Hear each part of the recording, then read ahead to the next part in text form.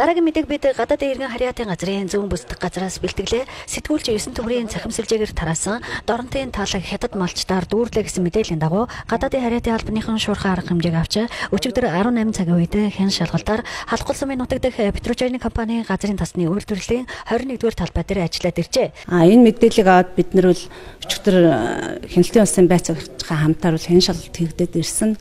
Тухайн хүн бол бид нар хэн шалгалтаар очихд бол тухайн иргэн бол амралтын байдалтай байсан.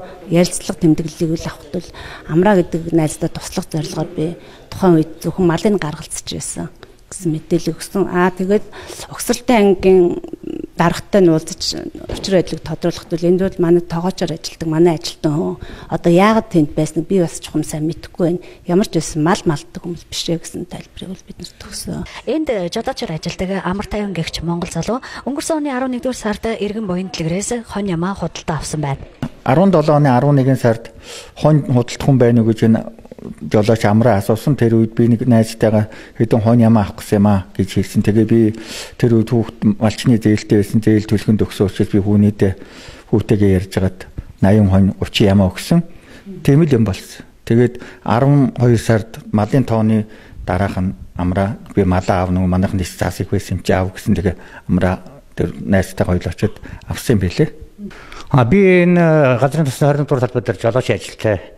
Тэр өдөр одоо тэр авагдсан энэ шоосоор явж байгаа мал бол миний өөрийн малаа би хүнээс нутгийн хүнээс судалж авсан юм 11 сард. Тэгээд цаг хүндрэлээ цасууд боллоо гэхээр ажилдаг ангийнхаа хашаанд авчирч өвлжүүлээд одоо буцаагаад айдууд тавих гээд 25-ны өдөө гаргаад явж байхад хүн таараад юм зураг авсан байна. Өнгөрсөн үйл зод зурхантай халахгүй чигтэй хүндхэн өнгөрснийг хэн хөнгөөл мэдэж байгаа. Ажлынхаа дэргэд гэрийнхээ ойр хэдэн малаа 2-р сард авчираад 5 сарын 25-ны өдөр баг руу буцааж очих гээд эзэн нь машин авчрах хооронд Угсралтын ангид хамт ажилладаг тоогооч хятад залуу төр зурд харж зогсох хооронд сэтгүүлч таарчээ. Би өөрөө энэ жолооч манай компани жолооч амраад байна. Тусалж хонийг харж өгөх гээд. Би бол зөвхөн тусалсан л төдийлдөө гин амраад. Би Угсралтын ангийн тоогоочоо. Тухайн үед сэтгүүлчтэй хэл нэвтрүүлцэхгүй байсан тоогооч уцаар яриулъя гэд байхад ярьчихсан бол ийм өндөр авсан сенсац болохгүй байжээ. Хан чинийх үү? Хано. Хано. Бади. Бана яах. Хүнийг одоо уцаар ярихтэн тэр нөхөр бол өөрөө яриулахгүй байна та бүхэн сошиал дээр харсан байх. Хэрвээ яриулсан бол бид нар холбогдож очиад тэр дорн газар дээр нь уучраад биш асуудлуудад бүх юм болох байсан ч одоо ингээд өчтөн зардал хэрэгдэл болж хүмүүсийг одоо янз бүрийн буруу мэдээлэлээр хүмүүсийн тархив угааж байна. Дорнтын талд малаа хариулж яваа малчин гээд байгаа. Энэ хятад хүний хувьд хөдөлмөр халамжийн үйлчлэгээний ерөнхий газраас гадаадын иргэдэд хөдөлмөр эрхлэх зөвшөөрлийг олгосны дагуу гадаадын иргэн харьяатын албаныхан оршин суух зөвшөөрлийг олгон 12 дугаар сарын 31-ний хүртэл бүртгэжээ. Монгол улсад оршин суух зөвшөөрлөлтэй хөдөлмөр халамжийн үйлчлэгээний газраас бол Монгол улсад хөдөлмөр эрхлэх зөвшөөрлийг олгодог. Энэ зөвшөөрлийг үндэслээд манайх Монгол улсад оршин суух зөвшөөрлийг олгодог.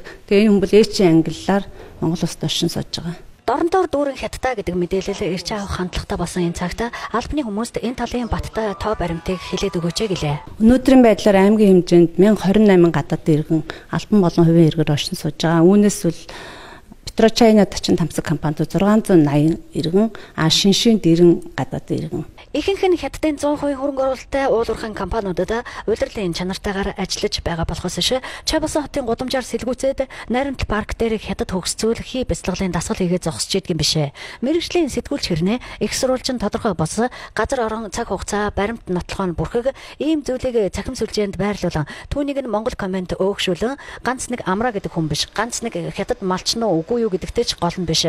Доронт аймгийн нэр хүндийн асуудал яригдах учраас дээрх хүмүүсч тэр аймаг орнотгийн зүгээс ч тэр хууль хяналтын байгууллагаар шалгуулахар болжээ. Цахим мэдээллийн дагуу гадаадын иргэн харьяатын албаныхан шуурхай ажилсны үр дүнд энэ мэдээллийг бэлтгэлээ.